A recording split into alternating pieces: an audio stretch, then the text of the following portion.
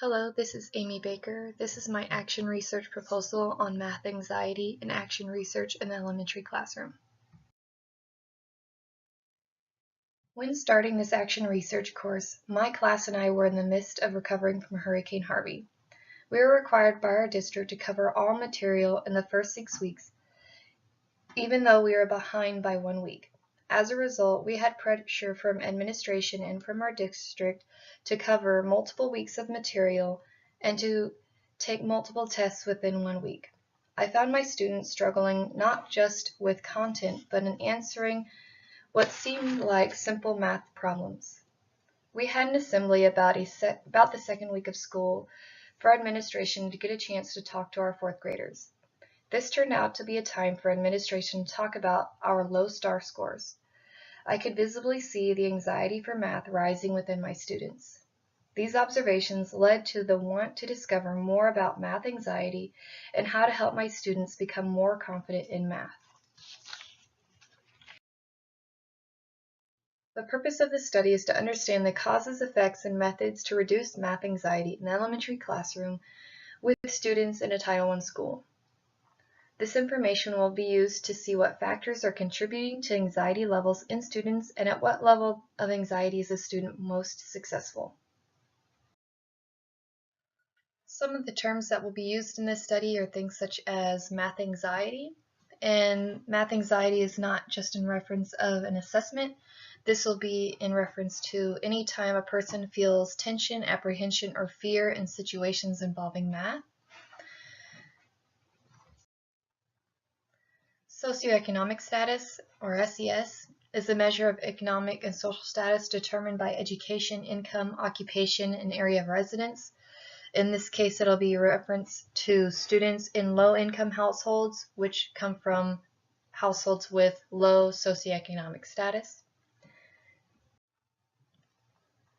Title I, which is Part A of the Elementary and Secondary Education Act, which provides financial assistance to local education agencies and schools with high percentages of students in low-income households. The abbreviated CAMS, which is short for Children's Anxiety of Math Scale, which was adopted from the Molly M. Jameson study. The scale was used to its being elementary student friendly while still being able to get reliable quantitative data. When reading through the literature on causes of math anxiety, I found an article by Elizabeth Gunderson and Susan Levine, which had this quote, "Two problems in the child's earliest school experiences, one biological, the other social, can build into big math fears later on." And they found that parents have an effect on math anxiety in their students. They found students who would typically do well on math assignments were to have more anxiety and lower achievement after getting help from a parent who was math anxious on their homework. A study done by Eva Becker found that teachers also have an impact on students' anxiety level. And my study will be a little different because the first study they had little information from SES students. 93% of my students come from low-income homes, so I will be able to obtain more data in this area. My study will take place also before a high-stakes test, so I will be able to see how this impacts student anxiety. I can also compare how my own anxiety affects student achievement. So not only does a teacher's emotions have an effect, but also the environmental factors of what is going on in the school. As you know, near the state testing time, we start getting more benchmarks and more assemblies 4-star, and I want to see how this will affect students' achievement, and if we could find a level at which and environmental factors that a student achieves better, and we can use that to help us.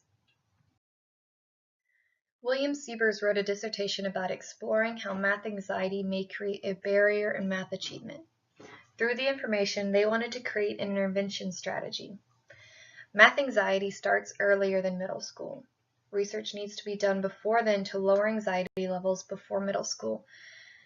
And we need to see at what level of anxiety do students perform better and what environmental factors are happening during then. Amanda Andrews and Dr. Jennifer Brown researched the effects of math anxiety in freshmen in college. Again, this study needs to be done before then, and probably a lot of these freshmen are students who had less anxiety than the ones that did not go to college. Kimberly Lentz uses writing before an exam as a strategy to reduce test anxiety. A flaw in the study is this done in only an honors math class. It would be beneficial to see what levels of anxiety were in honors class students as well as general education students. My class would be a mixture of high achieving students as well as low achieving students, and we could see at what levels of anxiety are the students performing best. Marissa Griggs and Christine Patton's study was to find ways to raise self-efficacy in students to help them have higher achievement in the math and science content areas. Their study actually found that their strategy was most effective in science content areas, and we need to find what ways can we lower anxiety in a math classroom.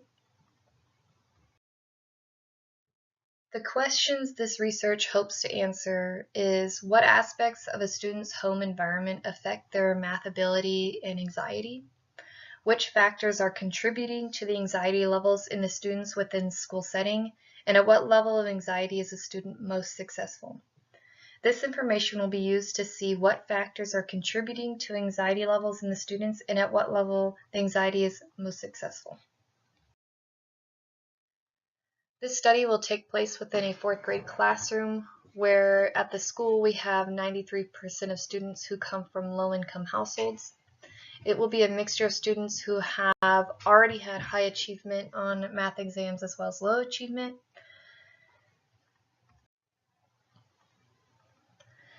This will be exploratory mixed method research using focus groups, student questionnaire, math learning activities, and observations. Students will take an assessment given to them from the district at the end of each week, which will be used as a way to determine at what levels of anxiety are they most efficient. Initially, the students will be given the questionnaire as a baseline for their anxieties towards math. At the same time, their parents will be given a survey to see what levels of math they have achieved as well as what their anxieties towards math is. The classes will use strategies to minimize anxiety. An example is writing before an exam starts. All classes will fill out a questionnaire before the exam starts. The teacher will take anecdotal notes on the students during small group. The teacher will also reflect on their own feelings during the day as well as reflecting after the day has started.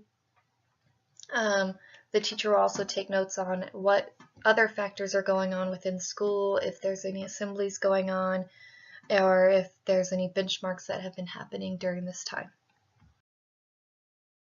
There will be multiple forms of data collection, the first one being a focus group.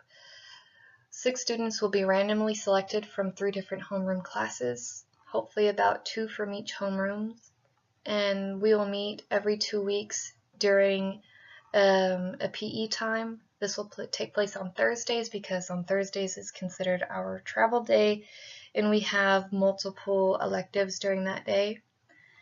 We can discuss the assessments from the week before, how they're feeling about the assessments that will be coming up in the next day, as well as anything else that is going on within the classroom, how they're feeling about math in general, the environment, and any assemblies or things going on within the school. There will be questionnaires that will be used, and the students will be given a questionnaire based on the abbreviated CAMS scale that will be at the start of the study. This will also be given after 2 months and again every 2 months until the end of the study, which at the end of the study they will take this scale again as a way to compare how their levels change throughout the year.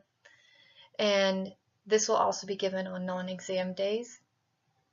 There's another exam that will be given, which will be given at the beginning of each exam, and this will be determined to see how students do on their exam days and their anxiety levels as opposed to non-exam days. The survey, parents will be given a survey to get information about their math level as well as their feelings towards math. Data will also be taken from weekly exams as a measure of achievement. Anecdotal notes will be used in small groups as to how students are progressing in their math achievement and how their anxiety levels are. The teacher will take note on any assemblies that are related to math scores or the STAR and record how students score after these assemblies. This is an example of some of the questions that I would be taking during a focus group. It's talking about things that they liked and disliked during math this week, anything within the environment, not just within the classroom, but also within the school in general. If there's anything that's making them feel anxious, any suggestions they have for making the classroom better, as well as how they did on their homework, if their parents helped them with their homework, and how they're feeling about the assessments that will be coming up and past assessments. This is the abbreviated version of the CAMS scale, which is the Children's Anxiety and Math Scale, which was used by Molly Jameson in her research. And I have adapted it for my own classroom, and I think this would be a great measure for the students because it is student friendly for my level of students, and it can also be used for quantitative data. This is an example of the questionnaire that they would be taking before an exam starts to see at what level of anxiety they're at right then, as well as any information they have about what they have been doing throughout the week as far as answering math questions, raising their hand, asking their teacher for help, if they've been feeling uncomfortable, and any suggestions that they have. This is a continuation of the same questionnaire for before the exam starts. And the last question I have is to rate math in the following way, which is good, bad, heavy, or light. I want to see what they feel about math. This is an example of the survey I would send home to parents. I would want them to know how they feel about math, what level of education they have completed, how often do they talk to their child about math, do they help their child with their math homework, and that way I could reference that to how the students are feeling and what levels of anxiety they have. For analyzing the data, I would use the data from the focus group survey and questionnaire to look for similarities in responses and group them according to short answer responses given. For any questions that are on a scale, variable will be created based on the questionnaire. The statistical correlations between the variables will be analyzing using linear correlation coefficients. The assessments will be grouped into 4 categories of students who failed, who are close to meeting, who met standard, and who are advanced. And this is done through a program called Eduphoria, which is already given to us from our district. And this will be compared to student responses on questionnaires given that week. Before the study begins, all questionnaires, all surveys, and all parent consent forms would be okayed by our principal, who would first read it over before anything is given out. Then a consent form will be sent to the parents, which will be collected from each student who participates in the study. All the student data will be anonymous. Any students who do not wish to continue with the study will not have any repercussions. No harm will come to any of the students, and the participation will be completed on a normal school day. Parties that would benefit from these results would be other math teachers, school administration, school districts, math content professional developers, as well as organizations or publications who are interested in increasing math scores and achievement, because this study hopes to find at what level of anxiety do students perform best and what environmental factors are happening during that time to have that level.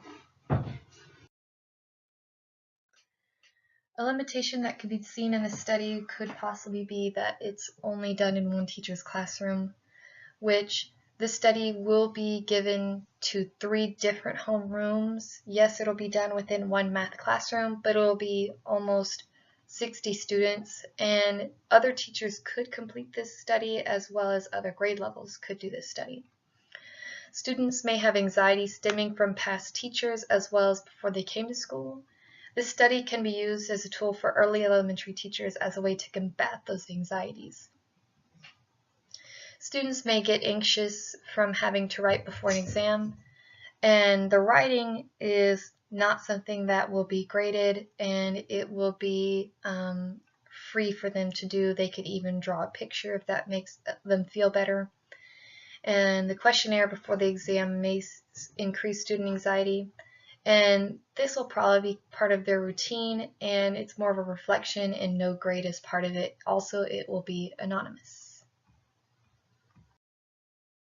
The purpose of this study is to find where math anxiety starts for students, how the anxiety affects math achievement, as well as finding strategies teachers can implement to lower anxiety levels within students.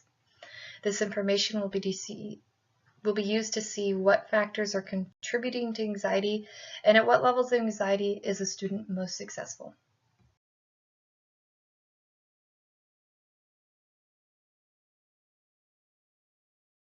Please feel free to leave any questions or comments at this time.